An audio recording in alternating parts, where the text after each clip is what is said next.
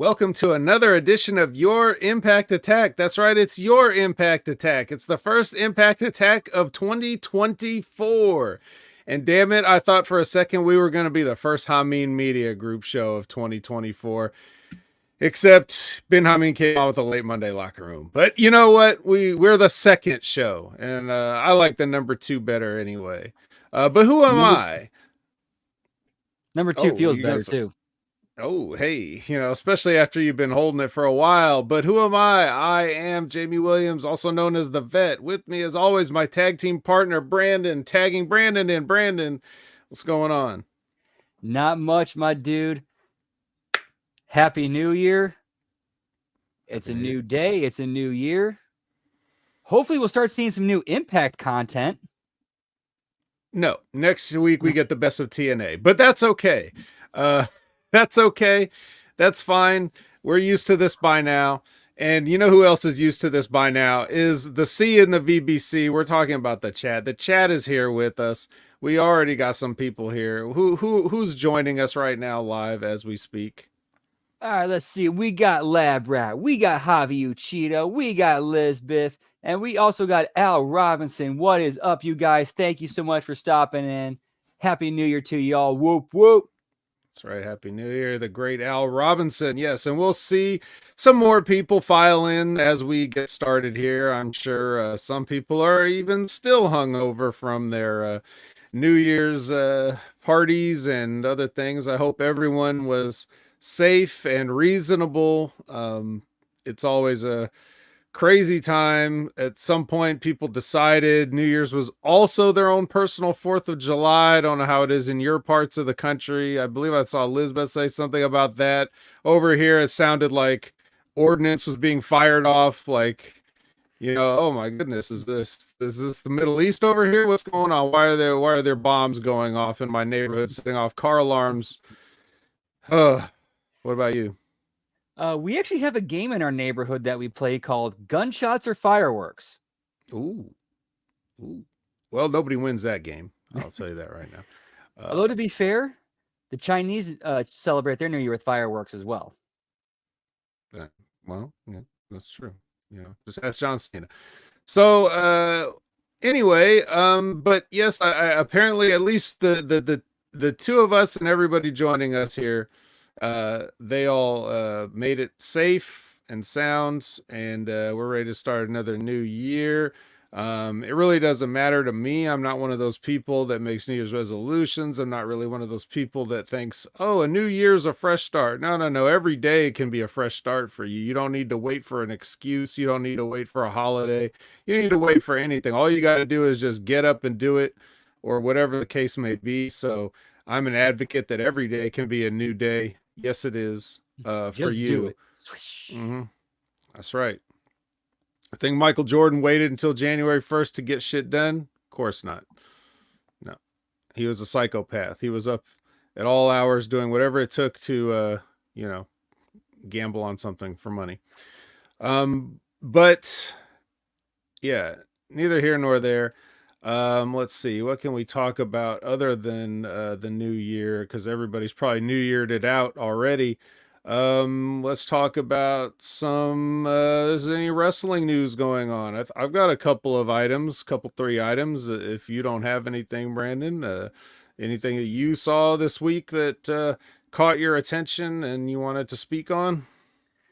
The only thing that was really noteworthy that I saw is probably the one of the three that you've got.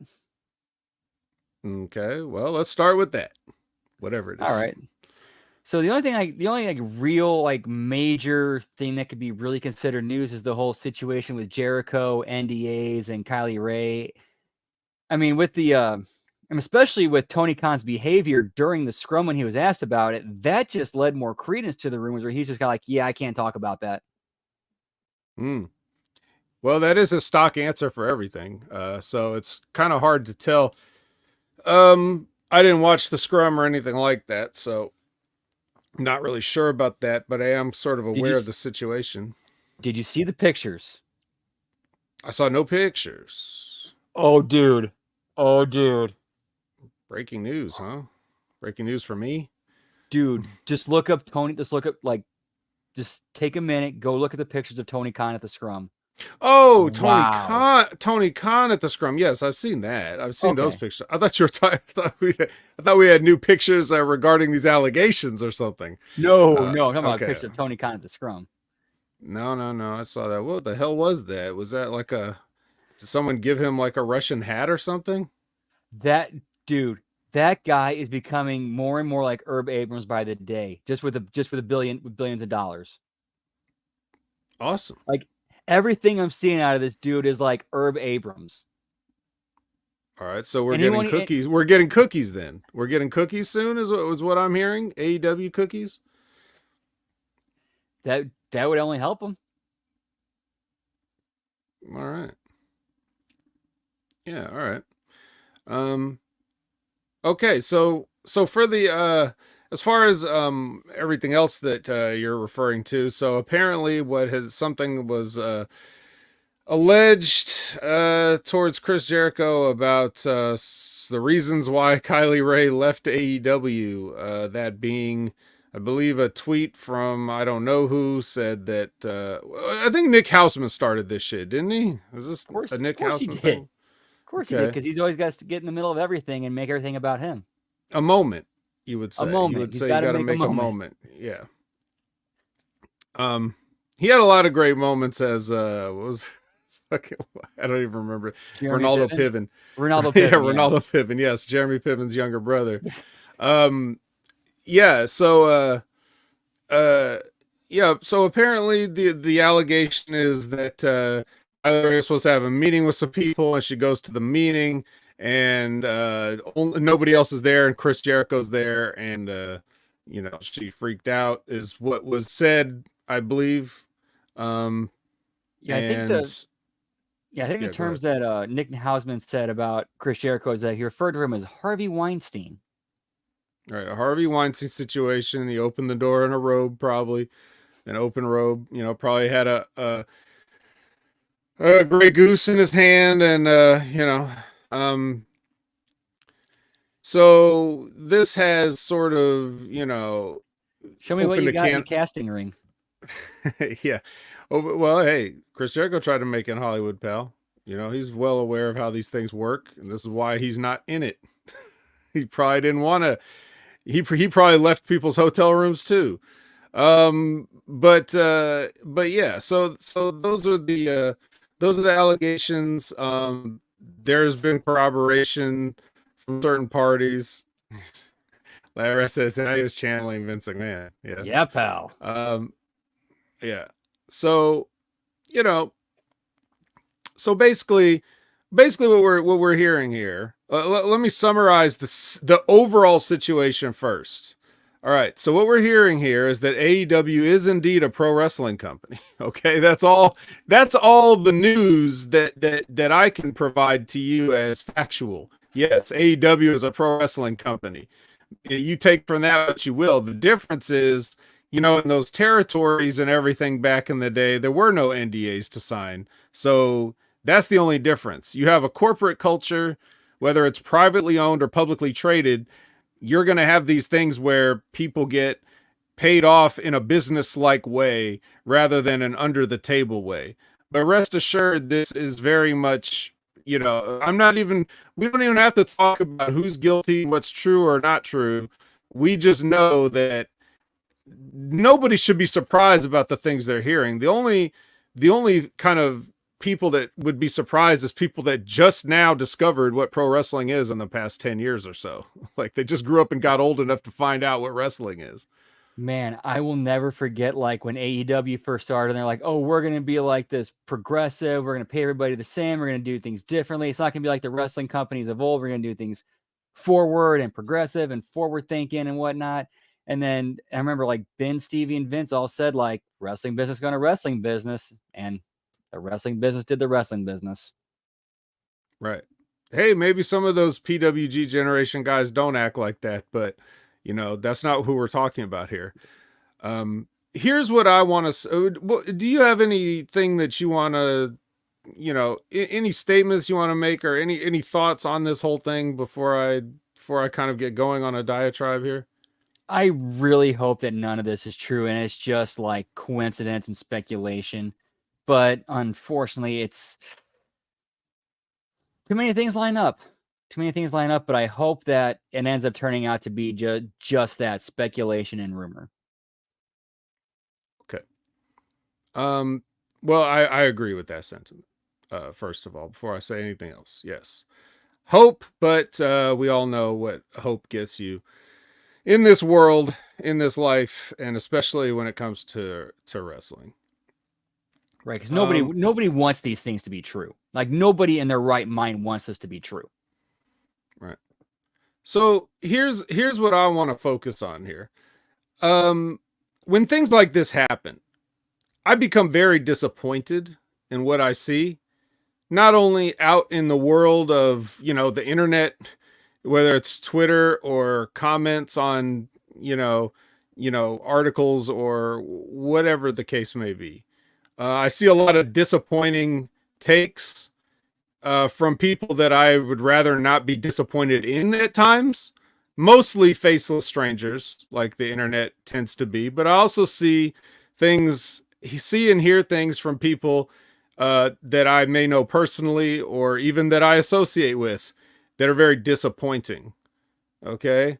Here's something that I want to make clear.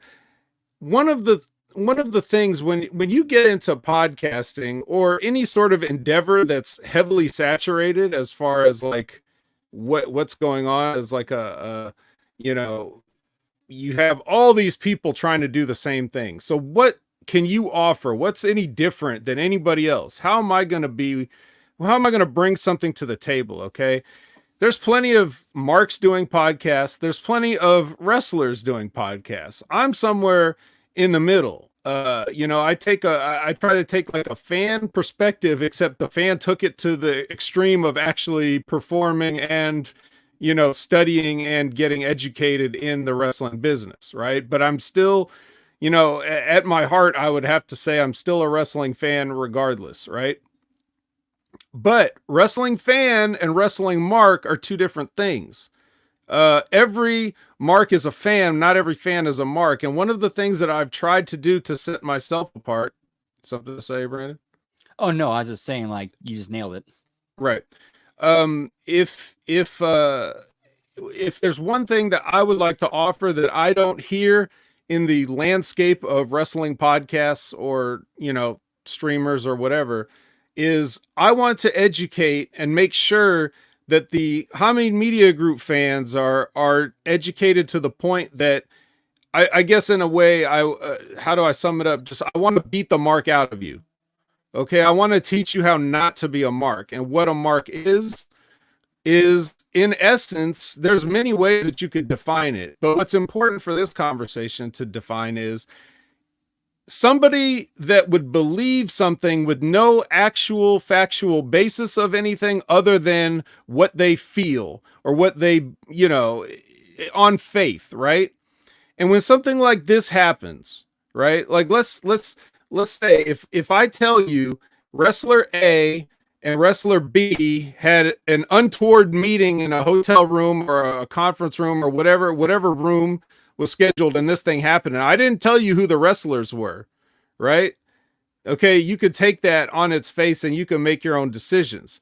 If I tell you that there's a super over wrestler that propositioned a not that over wrestler, okay, people's instincts are like, well, I don't know, let's just, hey, this chick has a history of mental illness, so whatever, she's already walked out of how many companies and all this other stuff. You see, that's called being a mark, because you don't know anything about Chris Jericho, you don't know anything about Kylie Ray, you're just going by who's over, you're going by who's fucking over, and that's the behavior of a mark, right? I'm not accusing anybody of anything when I'm saying this. I'm keeping it baseline. I'm keeping it based on what I've seen. The disgusting comments and stuff that I've seen people make on stuff that has no bearing on their life and they have no knowledge of. None of these people are friends with Chris Jericho. They just defend him because he's more over than Kylie Ray is, right? That's what a mark does. Okay? Exactly. So that's first. That's first off. Okay. So I want people, when they hear these things, when they say, yeah, we don't know the facts of the situation, really make sure you mean that. Don't just say that as like a way to get yourself out of, you know, whatever conversation that you're in, so that you can spout your opinion, right? Um, just if you have, it's one thing to just be a fan and say whatever you want. It's another thing though, if you're going, if you are a public figure and you are going to be on broadcast like this one or any of the other ones that are more over than ours, and even it's more over than the Impact Attack, going on there and saying, you know, any outlandish thing that they want. Just be careful, if you're, especially if you're representing Hami Media Group, not to be a fucking mark, okay, to the best of your abilities, and embarrass yourself. All right. Um, Now, that being all said, for the record, just for my personal record, okay? Um, this is just me reporting to you. I have a, from a close personal source that I have never had any reason to distrust, and who would know and who would never lie to me. I've heard about Chris Jericho's behavior long before this. So, you know, for me personally, it's not that difficult to disbelieve. That's not an admission of, that's not damning evidence or anything like that. But it's like, it's not like I heard about, you know, this person gave me their opinion of Chris Jericho after this thing came up. This was years and years ago. This was like, we're talking about WWE Jericho. So People who had personal experiences with him. right.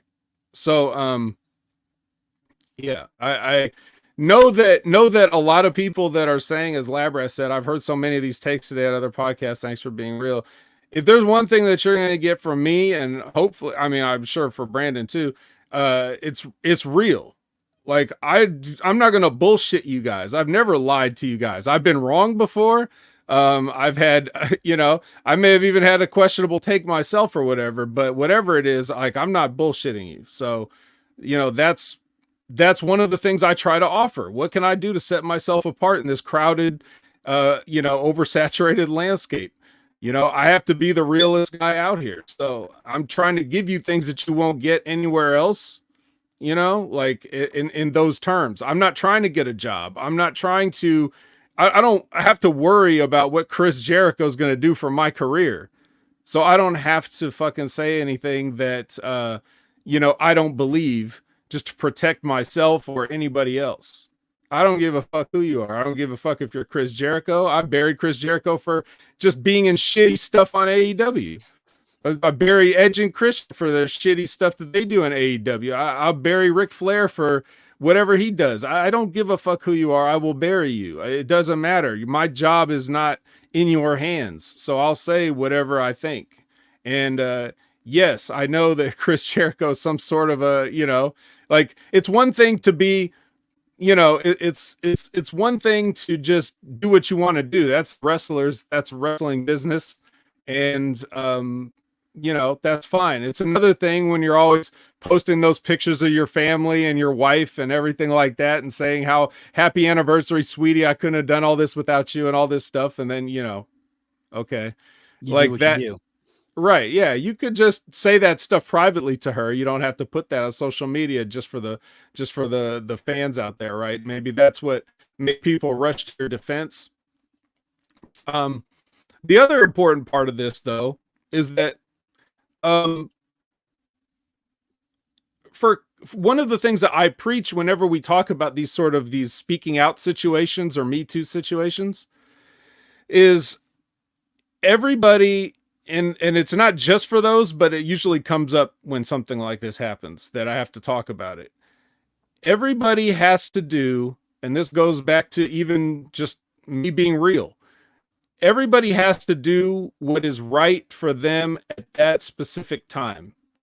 If even if you think you can't stand up for yourself, you have to stand up for yourself if that's what you feel is right.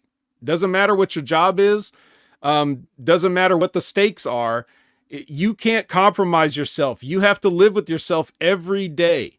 So in these situations that you find yourself in, I'm not shaming anybody that's ever been in these situations, like the Harvey Weinsteins of the world, like the victims or anything like that. But what I'm saying is like at that moment, maybe they made a decision based on something else other than themselves. And we all make mistakes. But what I'm saying, I'm not here to shame the past. I'm saying going forward, if anybody's out there hearing me that needs to hear this or whatever, if you're ever in a compromising situation of any kind, it doesn't matter what it is. It could be your boss talking down to you at work. Like it may not even be a sexual assault situation, but always stand up for yourself. Always stand up for yourself. No matter how uncomfortable, make the right decision and stand up for yourself. You'll be surprised at what happens when you stand up for yourself. You'll be surprised how many things you were afraid of will turn out not to be true, or how many things can go in your favor if you stand up for yourself with respect and professionalism, and it sounds like, just based on whatever Nick Houseman said, that Kylie Ray stood up for herself, whatever that may be. She did not go along with, if she did not go along with whatever was supposed to go down that day. Again, this is all we're going now hypothetical situation. But if we take it on the surface of what we think we know, she went to a meeting, turned out the meeting wasn't what it was, and she left. That's standing up for yourself. And it cost her a job, and it could cost her several jobs, because that's just the nature of this business. Word gets around. Could it have been that whatever reason that Chris Jericho felt like he needed to hit on Kylie Ray or whatever, or Harvey Weinstein her or whatever, again, hypothetically, could it be because she has a history of mental health issues and he knows what would happen if things went south? People would look at her and be like, well, she has a history of mental health issues. Does anybody ever consider that fact? Like that it's easier to pick your targets in that situation. Right. And if Jericho singled her out because of that, that makes him an even bigger scumbag. Right. So I'm just saying, think of these things before you drag this chick, whatever her mental health situation is, or whatever her reasons for doing anything. Take those things into consideration, and also take into consideration that ultimately it doesn't matter to you. But just the point I want to make, though, if you take away anything from all of this is stand up for yourself in the moment. Always, no matter what. That's my advice. That's all I can offer you. So the main takeaways are: stand up for yourself and don't be a fucking mark. Okay? Those are the two big takeaways that I want you guys to have from hearing this. And make sure you share this episode if you think anybody else needs to hear these words. Because it's not just about wrestling. Like I said, it's about any sort of a daily life thing, professional setting thing. Always stand up for yourself, even family, even just within family. You know what I mean? Just have respect for yourself, care about yourself, learn to love yourself, and stand up for yourself always. Whoop, whoop. In other news, Liz has just informed us live that The Rock is on Raw. So we're going to wrap things up. We're not going to recap the Impact. We're going to go watch Raw now because The Rock is on, because we're marks. No, I'm just kidding. That is not taking my own advice, right? You see, that's what it is. Who gives a fuck about The Rock? You can see The Rock in any number of shitty movies anytime you want on demand. Check out Red Notice on Netflix. So in any case, that's one piece of news. That's one piece of news.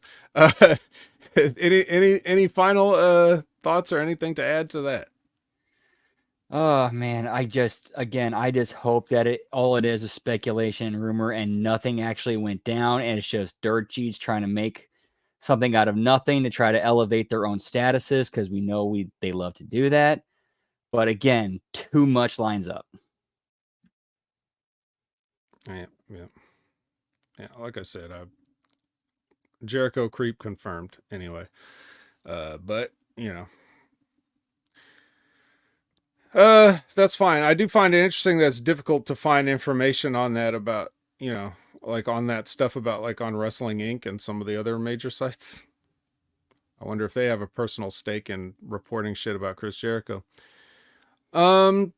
Speaking of reports, here's an interesting piece of news. Kevin Dunn is leaving WWE. Oh yeah, that's a huge deal. That's actually big news. Right. Mike Johnson broke this. So after 30 years, Kevin Dunn's like, and that's it. I don't know. Could you see? I think you say 40. Wasn't he around in the 80s? I don't remember exactly when. Let's see. It says he's been an executive producer since 1993 Monday Night Raw debut. So that is 30 years. But he might have been before that. I don't know when he originally joined. He might have been working there, but just not as what he is, but I don't know what else he would have done. So yeah, for any more speculation or the narrative. Ooh, sorry. Yes. So yeah, apparently he's been with the WWE since before the first WrestleMania. Interesting. Well, regardless of when he's been there, if you need any more sort of fuel for the narrative that Vince McMahon is out, one of the things that supposedly Kevin Dunn said is that he's not going to work under anybody that's not Vince McMahon or something like that. And he's been sort of talked into staying around for a little while and helping out. That could just be to train replacements or get things in order.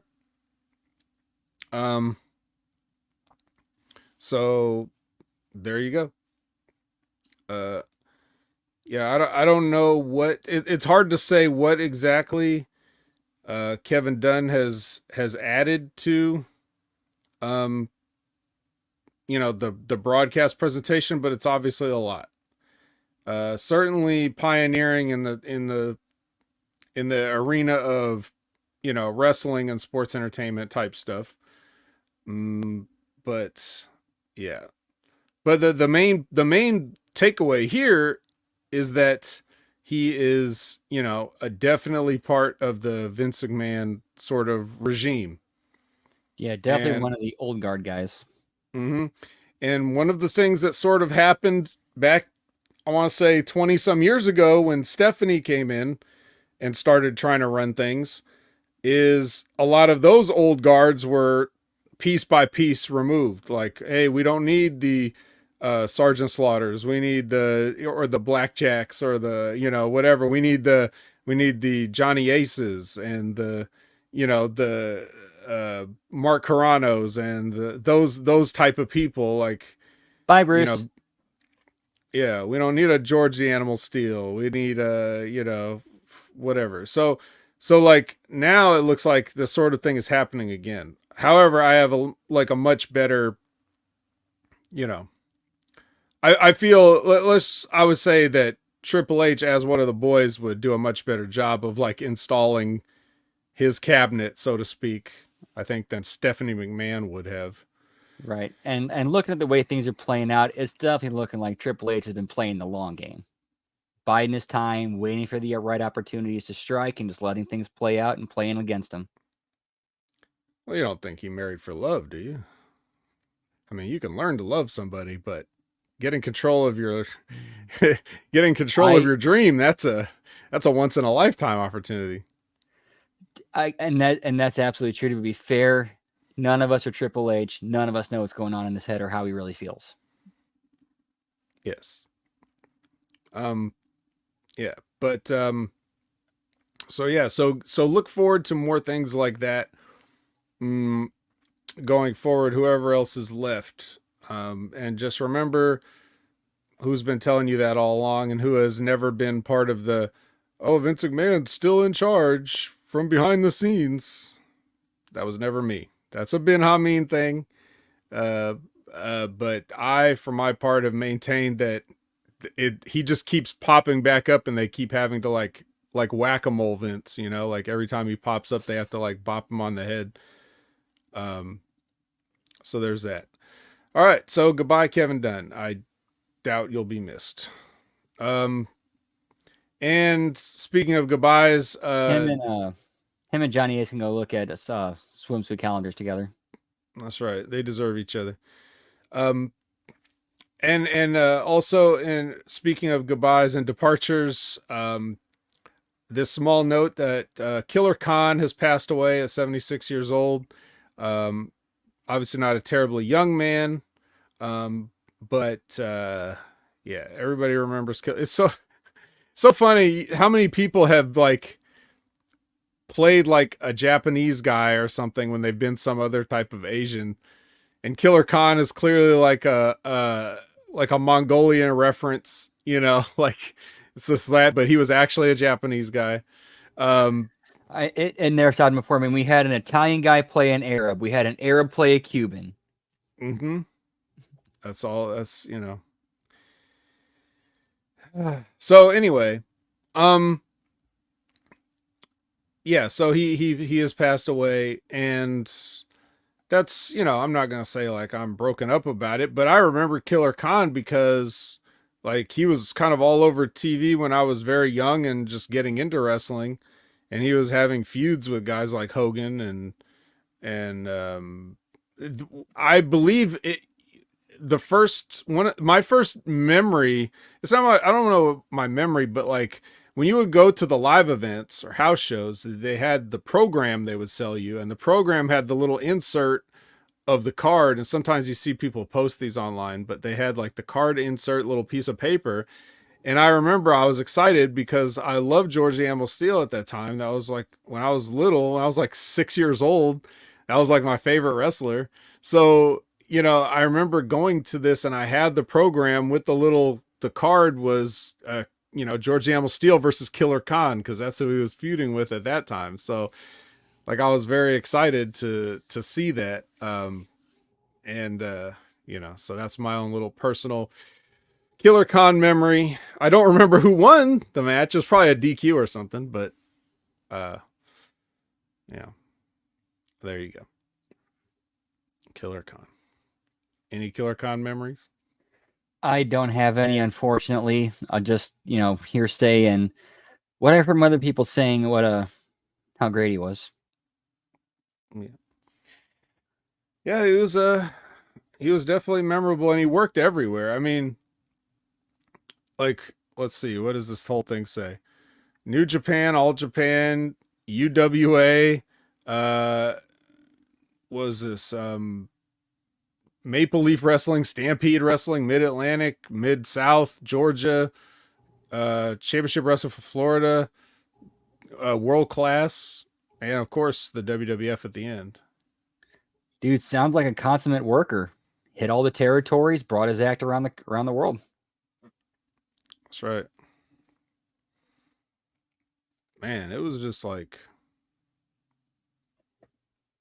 whoa. I don't even know where to go off on that tangent. But all right, rest in peace to Killer Khan, and rest in peace to Impact, because it's going to be TNA soon, and not soon enough, but soon. Yes, seriously, can we start producing some original content here? Like, seriously. No, they're leaving that to us.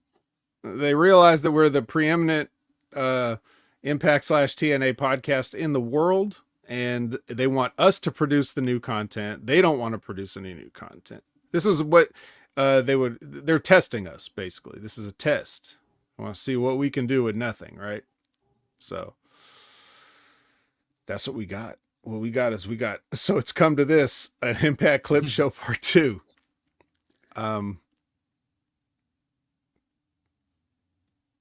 I got my notes. Yeah. Okay. All right. So let's get through this. And let's let everybody get back to watching The Rock on Monday Night Raw. So we're starting out our show with well, it looks like we're doing a lot of Slamversary and Bound for Glory stuff here today. Um and we're starting with the Slamversary main event of Nick Aldis versus Alex Shelley for the Impact Championship. You miss Impact? You had family over, Buckshot Kid? You didn't miss a damn thing. You saw all this. You saw every one of these. Yeah, nothing was to be missed. Everything already aired. That's right. All right. So this match, this was the big Nick Aldis exit. Like we were learning as we were reviewing this that Nick Aldis was already on his way to WWE and he was fucking out of here, right? After he had showed up earlier in the year for a short run. And we actually did talk about this.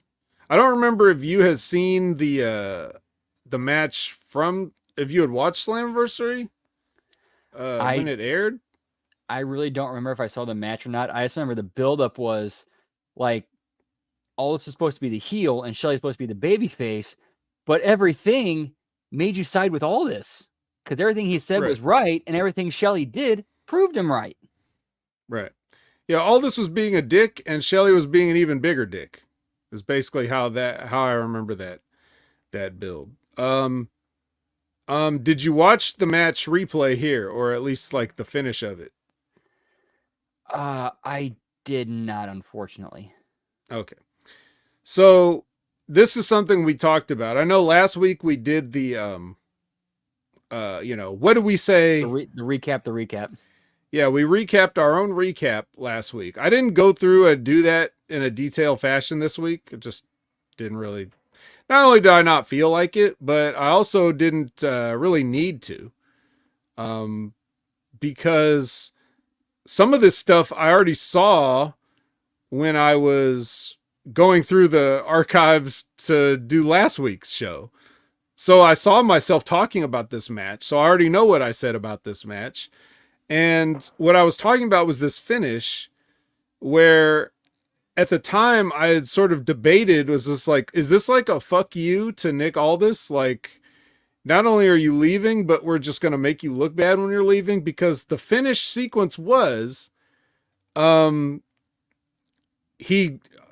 Shelley, they bring the title belt into the ring for something, and then it gets dropped on the ground, and Shelley gives Aldis a DDT on the belt.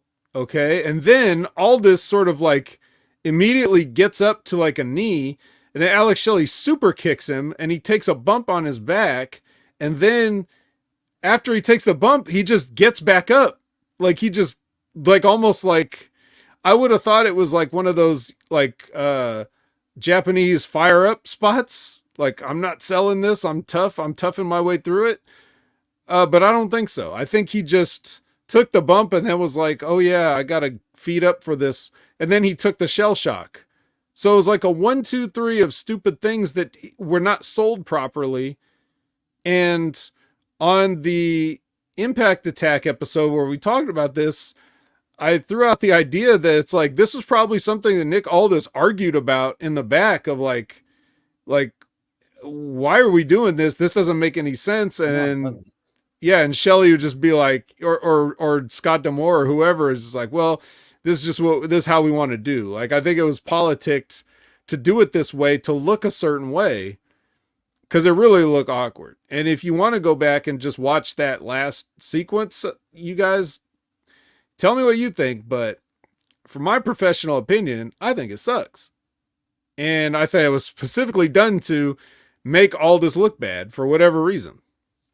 Yeah, there's no reason to do that much for a finish. No reason. For the babyface to get that much in before he pins the guy? Nah. No. And it's not even, you don't, Just no. And if they just laid this out and he just went along with it or whatever, then he's a dumbass too. Whatever. And if you look at, Shelley and Nick Aldis, if Shelley's going over, it should be pull it out of his ass, after getting his ass beat throughout the match. Right. But he's the heel. And, come on. A babyface DDTing a guy on the belt. That should have been the finish right there. Have Aldis bring the belt in, try to use it against Shelley. It backfires. Shelley uses it against him, and he goes over. Yeah, it's very simple. It's very simple. It's Aldis brings the belt in, takes a swing, duck, super kick, belt falls down, shell shock on the belt. There. I'm sorry. Is that hard? And that's just if you want to do the laziest cliche bullshit finish that you could come up with. Because I just came up with that in 2 seconds. But you could have come up with something better than that if you had all fucking day and all week and all month and as long as you knew you were having this match, you could have come up with a finish. And as basic and as cliche as it was, it made so much more sense. Right. Yeah, I would have done the, he super kicks me and I like stagger back to the rope. Like I'm knocked out on my feet and the only thing holding me up is the ropes, Right. Like that way I'm still selling it. I'm not no selling it. I'm not doing the whole, oh, you super kick me and then I come back and then I hit you with a move, which we'll see that later. We'll talk about that in a little bit. But yeah, super kick and then it's like I'm knocked out on my feet and I'm leaning against the rope. And then you fall right into his finish. There you go. Yeah, fall right in the finish on the belt. God, we're good at this, aren't we? Damn it. All right. So yeah. Well, anyway, whatever it was, that was enough to win Alex Shelley the Male Superstar of the Year award for the year-end awards at Impact. And he couldn't have done it without all of us, he says in his acceptance speech, which he filmed clearly from the driver's seat of his car with his phone. So, woohoo. God, I can't wait for Moose to beat this fucking guy. I really can we just be done with this? Can we be done with this? Moose better win. He better go over. Moose better go over. Like, I think it's being set up for him to go over. You're doing a whole rebrand, new look, new paint of coat, as Bruce Pritchard likes to say. Mm-hmm. He would. Why not a new champion? And Moose is the perfect guy to go with because he's basically with you till he retires. Mm-hmm. Among other reasons that we've been espousing for however long we've been doing this. Right. Have you seen Moose like the past couple days on his social media or anything? I have not, no. All right, well, this fucking guy, all I can offer him is, Moose, your heart, please. I'll just leave it at that. He being affected by climate change? He's being affected by something. And let me tell you, it's not Factor Meals or whatever, Fresh Fit 405 or whatever his meal prep service is. It ain't that. But Moose is definitely getting championship ready. So I don't know if they told him something or if he just wants everybody to bite on the line. But he is in outrageous shape right now. Yeah, if what you're saying means what I think it means, yeah, he's probably going over for the belt at Hard to Kill.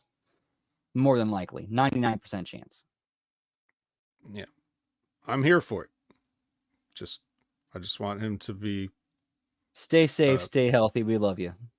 That's right. It's okay. Don't listen to Scott D'Amore calling you fat, right? Like, consider the source. Okay. He's fat. To say that. So anyway, as Colin Wyson's coming in here, former host of the Impact Attack, and he says he named Moose the Impact Pro Wrestling Hustle MVP of the year. I say Moose is the most valuable player in any year on any federation. But anyway, I'm not gonna lie. Remember when Mickey James came out to the Royal Rumble while the Impact Knockouts champion? Yes. There was a fake list that got released, and it said of the Royal Rumble entrance, and Moose is on the list. And I got a little bit excited that and hoping that it was real. Those damn rumors and innuendos. So, yeah. No, I'm sure Moose knows what he's doing. Moose will be fine. Yeah, if he's doing anything, he's doing it under guidance and doing it the right way. Well, really what it looks like he's doing is really leaning out. So whether that's on, natural or unnatural means, he's already had the size. So it's just he's now sculpting it down, and however he's doing that, he looks great. But any sort of Moose that showed up to Hard to Kill, it would be absolutely outrageous if Shelley were to go over on him. I don't care what he looks like. Just stop it. But we'll see. We'll see. I was wondering, do you think this whole Shelley's run was just to build him up to feed him to Moose? I can accept that if that's the case. I mean, I would hope so, but it's like, I don't know. I don't think he's done a good enough job that it's going to mean as much. Oh, I agree with that. Personally. Absolutely. They could have done so much more to make Shelley a, much more credible and, prolific champion. Yeah. Colin Wysong would let a different Shelley go over on him. What do you think she'd think of your broadcasting closet? Colin, would you be there? Would you be waiting there in a robe with a pile of NDAs? Here, sign this NDA, pal. Young Ryder, give me the NDA. All right, so next we go to we rewind the clock back to Slammiversary again, and this was the tag team 4-way match. Speaking of Moose, which had ABC versus Swanahan versus the Most Professional Wrestling Gods versus Subculture, and this was the one where, shockingly,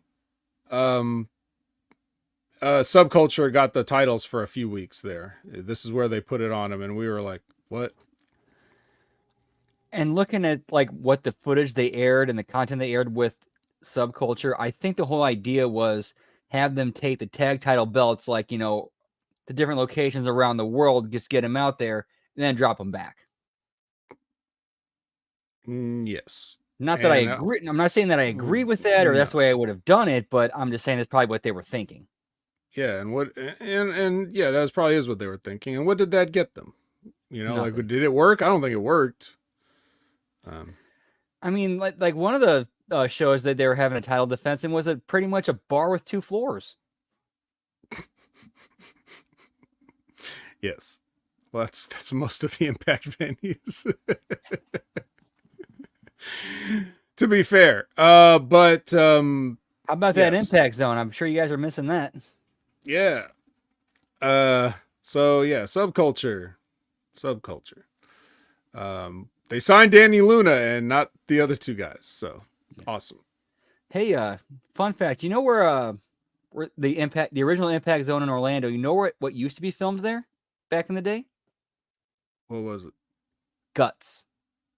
Guts? Nickelodeon Guts? Yep.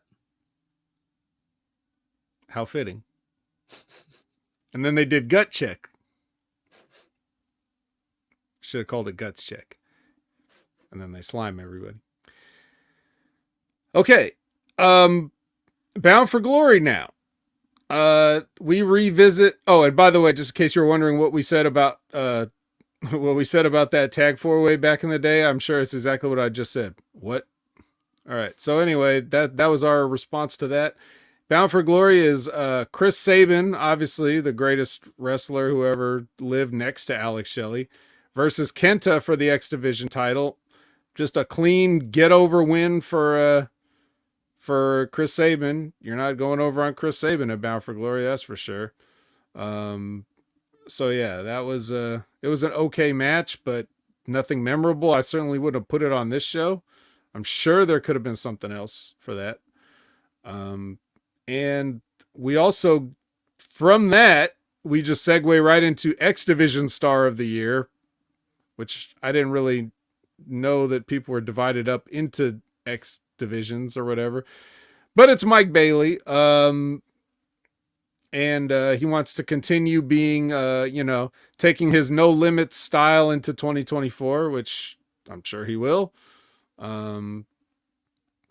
Mike Bailey had, if I remember, 2023 saw Mike Bailey with a pretty good X Division run, pretty good undefeated streak or like a long winning streak or whatever as a champion. Kind of came out of nowhere, I felt like. One of those like multi-year overnight successes.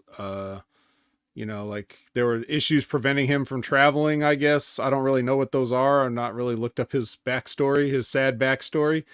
But a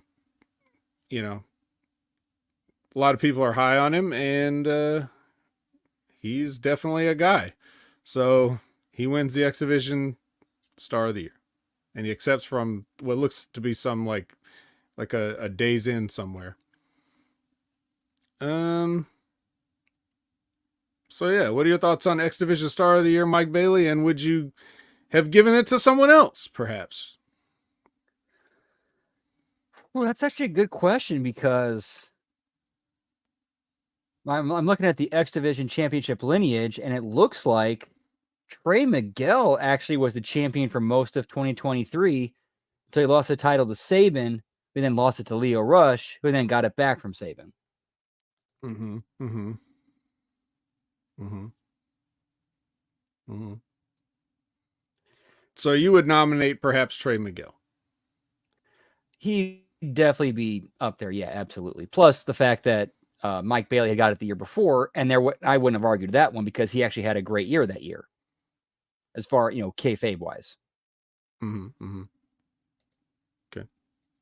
Whereas this year, I felt like a lot of the big, high-profile matches that he should have went over in to elevate him and make him an even bigger star, he did not, such as the Bound for Glory match with Will Ospreay. I don't understand bringing in Will Ospreay and then he goes over everybody on your roster, especially your main players you're keeping around, like such as a Mike Bailey or a Josh Alexander. To me, those booking decisions made absolutely no sense. If you're bringing in Will Ospreay and he's not staying around, he should be putting over your guys instead of the other way around. Well, I thought I explained why that happened, but perhaps you need another recap. The reason that Will Ospreay came in and went over on everybody is because they were trying hard to sign him, and that was part of it. I forgot about that. I completely forgot about that part. Remember what I said earlier about not being a mark? Well, Impact, you take my advice again. Letting a guy win fake matches is not necessarily going to influence his signing. The only thing that's going to influence his signing is not who he can go over on, but the amount of money he can make and the amount of opportunities he'll have. Was it that JR says cash and creative? Cash and creative. And you don't have either one, but you certainly don't have the cash. And if your best creative is you can beat Mike Bailey, I'm sorry, he's going to sign with AEW. So he did. Yep. There you go. And I want to change my prediction of who the big signing is.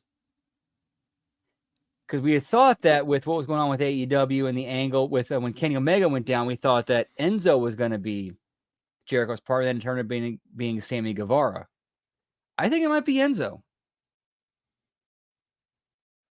Well, let's hope it's somebody. Because I can't foresee anybody that they are going to bring in that at least some portion of the IWC is just going to roast them for bringing them in. Like, You think this guy's a game changer or whatever, or girl or whatever. Like, I know that no one will be impressed no matter who it is or how much they can actually bring, because for the same reasons that I'm talking about Will Ospreay, like Impact TNA, it's its own ceiling. Like, there really doesn't seem to be any upward momentum for the company. It seems like they're just rebranding, and that's about the size of it. Doesn't really matter if Endeavor is running your app now. It doesn't matter if you got a new action figure deal. Ultimately, you're still in these 2-level bars as venues, And until you show me that you can put more people in a larger venue, I'm not worried about the access ratings. That doesn't mean shit. Despite what anybody says about TV ratings and shit, it doesn't mean shit. What means something is the kind of stuff that the WWE is doing, where they're packing people into Madison Square Garden, the Kia Forum, like making that money on those non-televised live events, getting people in the buildings, because people in the buildings means, yes, I'm going to buy a ticket. Yes, I'm going to walk out of here with at least double digits money and merch, probably 3 digits. And yes, I'll be back next time you come to town because I had a good time. That is what Impact needs to focus on. They need to focus on gradually increasing the size of their ticket buying audience. And if you don't promote and let people know that you have whoever the big signing is,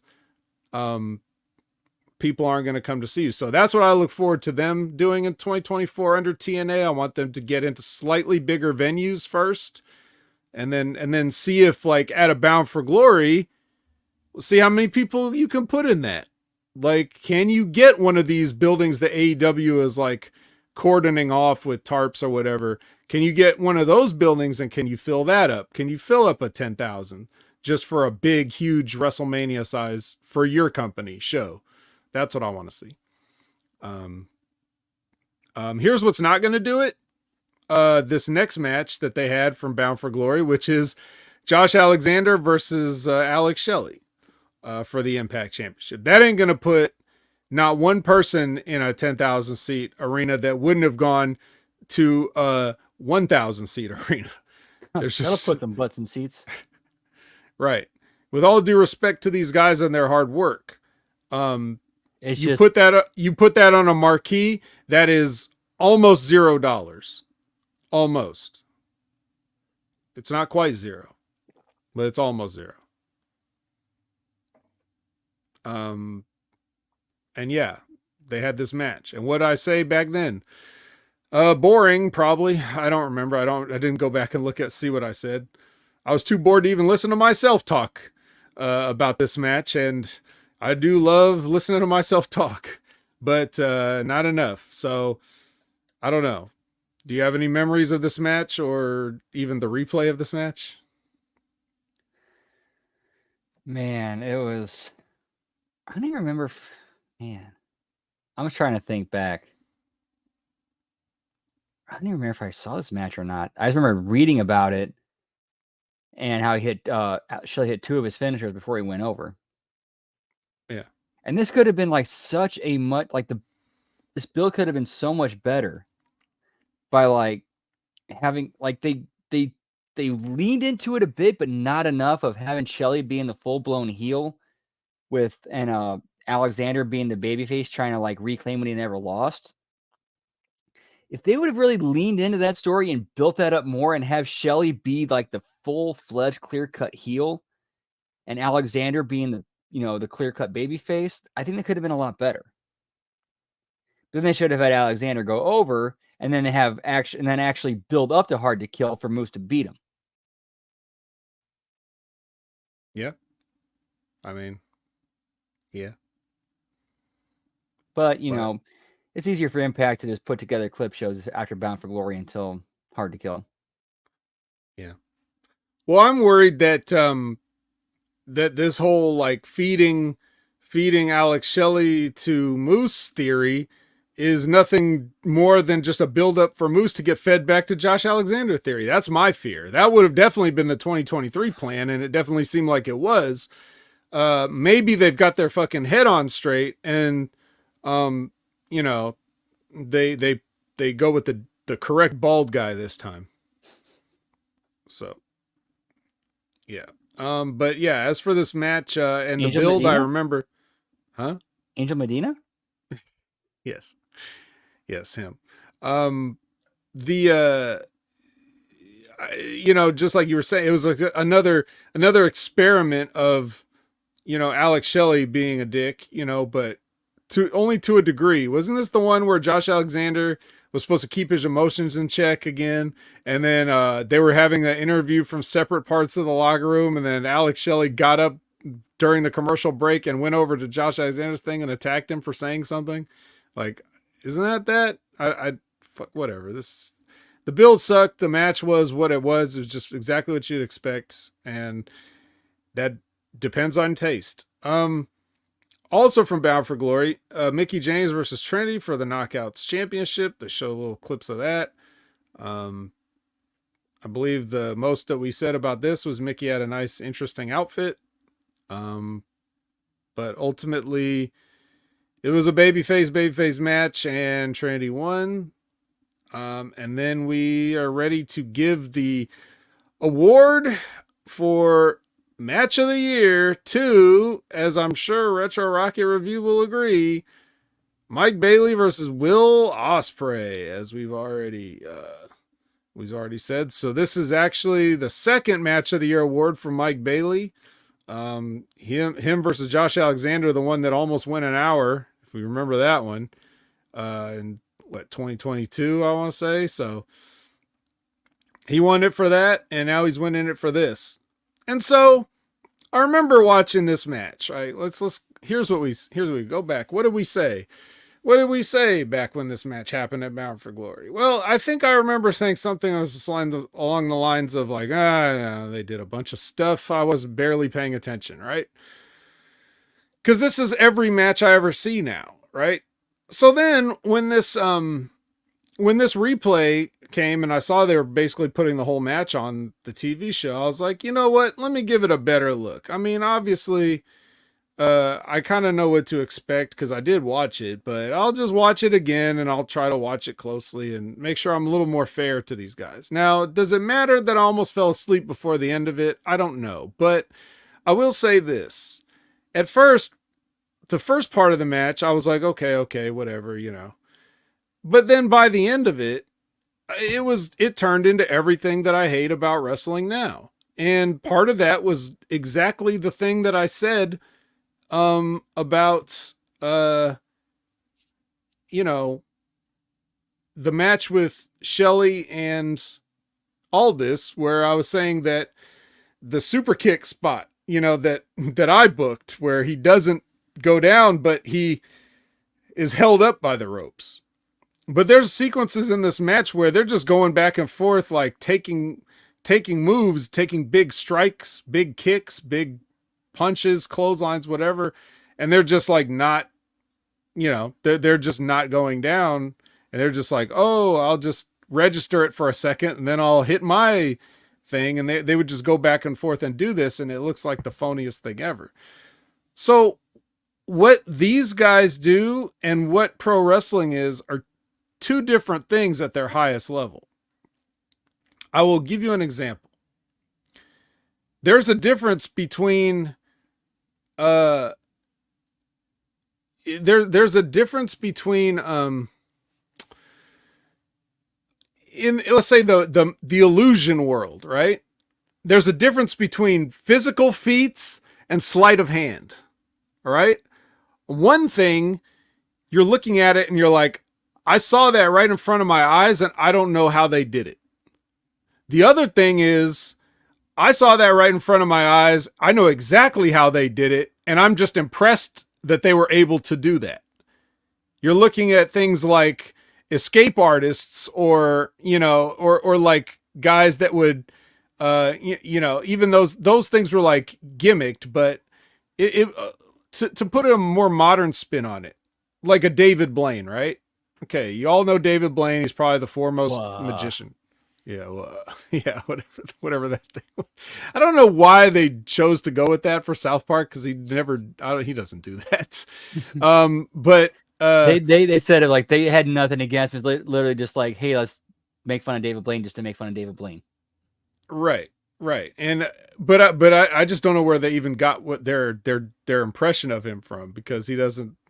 Oh, they should if they wanted to do an impression of David Blaine, like an imitatable thing, you have to do the thing where he goes, wait. Like he always like grabs somebody like they're about to walk away. Like, wait. Actually, I just remembered I was listening to the audio commentary when I was watching that episode on the DVD, and they said, like, or I think it was Trey who said, like, the whole Twa thing was a guy where he took from a guy he knew in high school and just applied it to David Blaine. Okay, got it. That makes sense. But anyway, so David Blaine. We all know David Blaine, South Park or not, right? David Blaine does a lot of what he calls street magic, where he'll just go to people on the street. He's got his deck of cards or whatever, and he does these crazy card tricks. And have you seen David Blaine's card tricks? They're all very impressive, and I don't know how he does any of them. They're insane. But those are cool, and you know there's a trick in it somewhere. You just don't know where it is. He's not going to show you.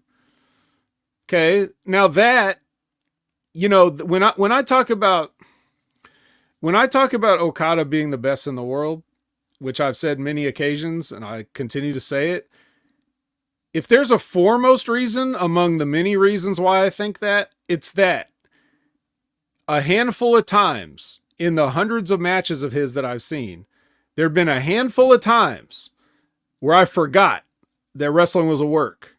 Not because he did some crazy move, or not because somebody kicked out on 2.9, or not because of any of those things that guys like this do. It's because he just made me believe, just for a second, like, oh my God, he's going to win, or oh my God, he's going to lose. He takes a guy that you assume probably won't win, but might, based on the booking, and he makes you think, oh, they're doing it. Not because of kickouts, not because of any of that stuff. It's just his body language and the way the match is set up. Okada can make you believe whatever he wants you to believe. It doesn't happen every time. But in those highest level main event matches that he's had, there have been a few times where even I was like, fuck, it's, you know, oh my God, he's going to win. Like I thought that. So he got me. Okay. That's why he's the best. That's like those David Blaine card tricks where you're like, shit, there's no way. There's just no way that's not his card. You know, like it's like, that's the difference. Now, David Blaine also will do something like freeze himself in a block of ice for like 3 days or a week or whatever. And there's no trick in that. You just freeze yourself in a block of ice and then they have to get the paramedics to get him out and take him to the hospital because that's a fucking stupid thing to do. But he just did it as like a test of endurance that he could withstand. And that's what Will Ospreay and Mike Bailey do when they fucking hit each other with this shit. Take bumps on the apron, take bumps to the outside. It's like, well, shit, there's no trick in that. He splatted on the concrete. That's it. There's, you know, we don't train for splatting on the concrete. Did you get that in your training, Brandon? Because I missed that day. I missed concrete splat training. I think we actually did it on gravel instead of concrete. Motherfucker. Well, you need to sue somebody. Stephen P. New, guys. Stephen P. New. You got his number? I do. It's something 50 Steve. I forget the first part. But yeah, you can definitely find that number. But the point is, they do a lot of stuff. That's like, and this is what wrestling is turning into. It's turning into not how did these guys do that, or who's going to win this match that I know is supposed to be phony, but all of a sudden I care about who wins it. Instead of that, it's holy shit, who's going to survive this? You know? And they're just doing the same thing. This is kind of like just doing like garbage deathmatch wrestling without any of the tools. Because those guys just, it's like, well, I'm just going to go through a bunch of light tubes, or I'm going to fall off a scaffold, or I'm going to, you know, like all this other bullshit that's like, well, there's no trick in that. You're just surviving in front of people. And that's kind of this. It's a little bit of this at times. I don't feel like it's a contest other than attrition, perhaps, like who can take the most bumps. But I never once was thinking of like, wow, I wonder if Mike Bailey can beat Will Ospreay. Like, I didn't think of that one time when I was watching this. I was thinking, obviously I know who won the second time I'm watching it, but the first time I didn't think that either. Please don't die. Yeah. I just, So that's the difference. It's the difference between if you like watching NASCAR or Formula One or if you like watching Demolition Derby. They're two different things. They both involve cars.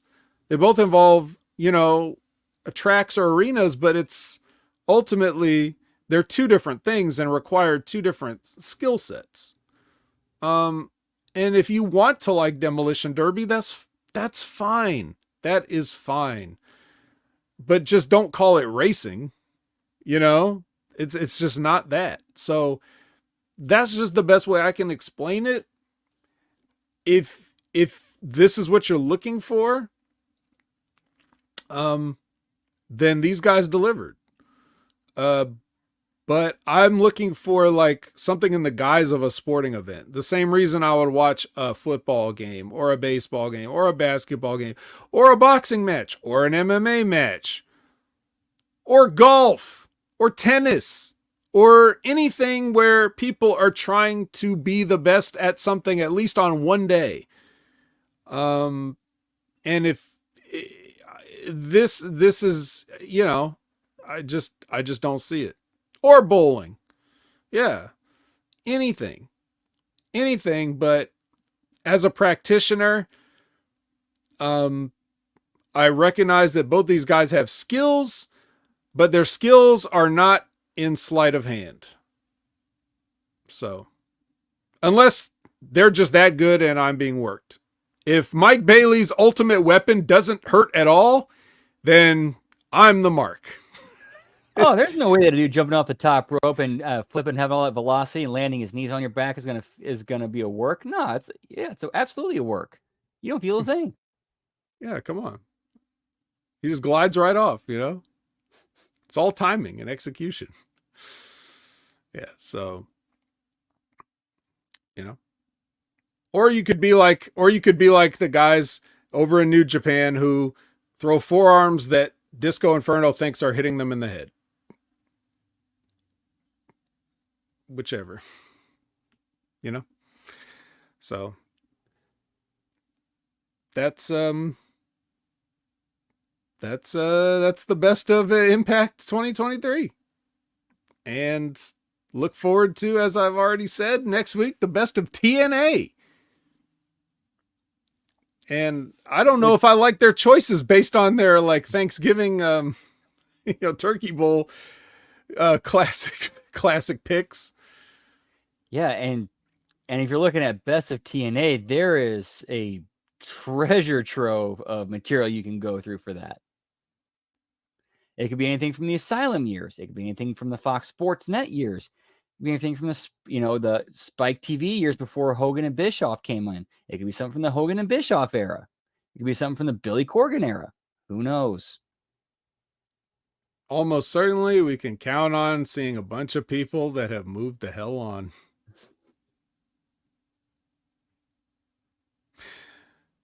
But before we move the hell on and let you go about your first day of 2024 for however much longer that lasts, I guess we should tell you where you can find us for your future social media plans that don't, we're not talking about the best of TNA for next week. Besides that, Brandon, where can the people find you?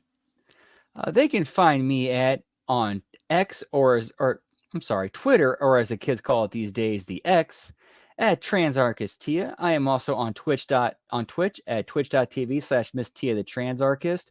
Unfortunately, I don't know when I'll be streaming again because I'm currently on a laptop and I'm trying to figure out how I'm going to get this computer fixed, but I can't do any gaming streaming, but I might try to figure something out. We'll see what goes from there. And then I'm also on Substack at HMG Brandon. All right. Well, hopefully you'll figure something out. A laptop could be suitable for streaming depending on the laptop.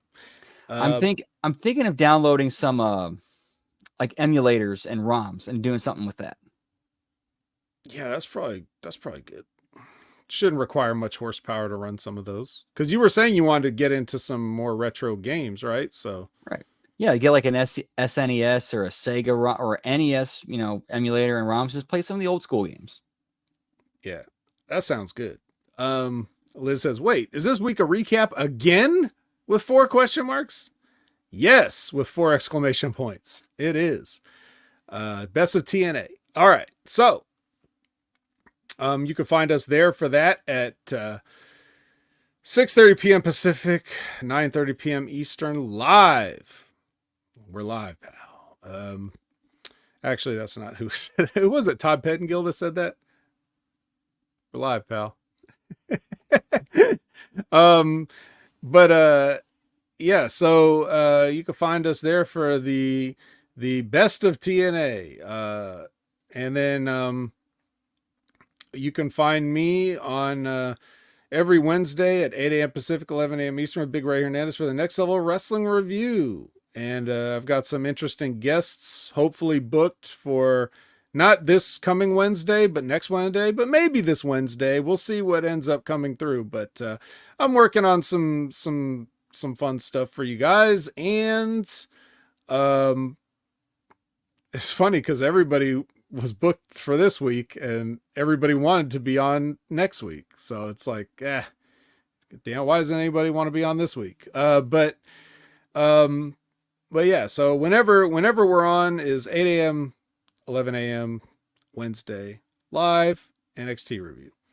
And you can also usually find me on the Wreckage. There's no Wreckage this week because there was no Collision this week. So, we had an accident off. And we got to take a much needed break from that mess of a show. You can find me on all your social media platforms at Opinion Haver.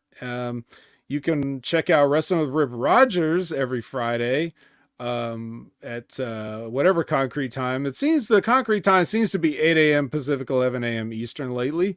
And this week they had another back-to-back interview of legendary promoter Herb Simmons, who is heavily involved in the St. Louis. I worked for him. You did? Okay. Good dude. And he's Herb Simmons still doing it. Still getting that stuff down there. So boom, check out an hour with Herb Simmons. Great stories. A lot of talk about Bruiser Brody because Herb knew him very personally. So I actually met Bruiser Brody's wife at one of the shows I worked at. Oh, okay. Super cool lady. Mm-hmm. So, yeah, Herb Simmons and Scott Armstrong. Yes, the Scott Armstrong, one of the Armstrong brothers, the wrestler, promoter, referee for WWE, like a main event level referee for all those years. Scott Armstrong's on, and man, you guys, I'm just telling you, if you are not going and checking out this Wrestling with Rogers content for free, you're cheating yourself.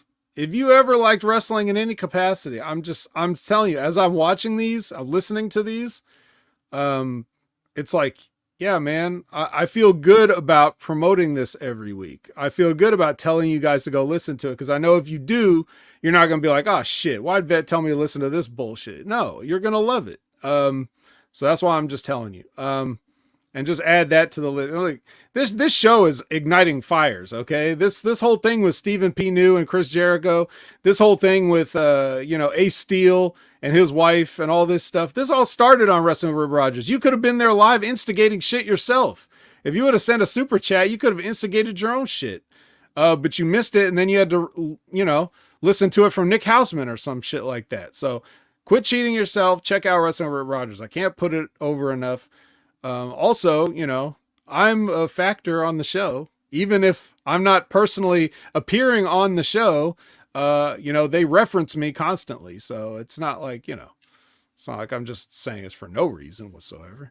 And then of course, Stevie Richards, big stuff for Stevie. He's looking to retool a bunch of stuff in 2024. But his wrestling analysis, even though he's trying to fight with the content takedowns and everything like that, he's still trying to bring stuff for you. And he's got his fitness channel still reviewing equipment. He reviewed that. He did another review on that sauna thing he got. Can you imagine like some company just being like, here's a free sauna for you to promote. And then you you try out the sauna and review the sauna, and you're like, all right, now I have this sauna in my house. Like, what the fuck am I supposed to? Like, what if you you weren't that into saunas, but you got one now, and it's like, well, shit, now I have to use this sauna. I can't just have it. He's gonna sell it to somebody. Come pick up this sauna. You put an ad in the paper. So yeah, man. Check out Stevie's future Craiglisted sauna review, and then you can check out his tech channel. Check out his Big Fitness Show with Big Mike Barons. They're talking about what they want to accomplish in 2024. They've already accomplished a lot. I'm quite sure that barring any future spine infections, that Stevie will accomplish anything he wants to accomplish, just like all of you can. That ties into the same thing I said at the start. Don't just stand up for yourself when other people come at you. Stand up for yourself when no one's around. And if you have an idea that you want to do something, just fucking do it. Because, no one can tell you that you can't do it, because you can, or something. Yeah. Whoop, whoop. All right. So what we're going to do is we're going to say goodbye now. So for Brandon, I'm the vet, and I don't have a sign-off line.